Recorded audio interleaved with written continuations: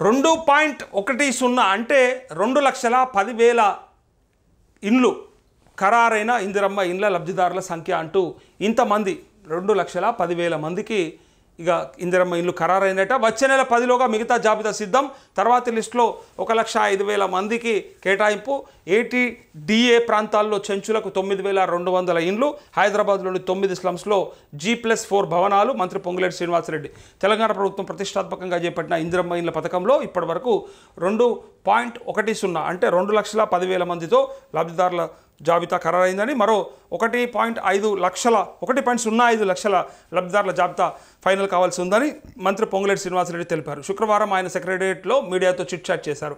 ITDA ప్రాంతంలో చెంచుల కోసం ప్రత్యేకంగా 9,200 అదనపు ఇండ్లు కేటాయించినట్టు చెప్పారు. వచ్చే నెల 10 లోపు మరో జాబితా ఖరారు చేయాలని అధికారులను ఆదేశించినట్టు పేర్కొన్నారు. అంటూ ఇక్కడ ఊర్లలో అయితే కొంత హడావిడిగా అనిపిస్తూ ఉంది. ఇందిరమ్మ ఇళ్ళకి సంబంధించి వచ్చిన వాళ్ళు ఆనందంగానే ఉన్నారు, కానీ రానోళ్ళే ఇంక ఎదురు చూస్తున్నారు. మాకు ఎప్పుడు ఇస్తారు, మా డేటా ఉందా లేదా, మేమైతే అప్లై చేసుకున్నామని అనుకుంటా ఉన్నారు. సో వీలైనంత తొందరగా మీరు ఎవరెవరైతే లబ్ధిదారులు ఎంపిక చేస్తారో వాళ్ళందరికీ కూడా ఇచ్చేయండి. వేరే పథకాలలో కదా కొర్రీలు పెట్టినట్టు, లేకపోతే నడిమిట్లు ఆగం పెట్టినట్టు, లేకపోతే సగం ఇచ్చి సగం మూకున్నట్టు కాకుండా ఇది కంప్లీట్ చేయాలని చెప్పేసి ప్రజలు కోరుకుంటా ఉన్నారు.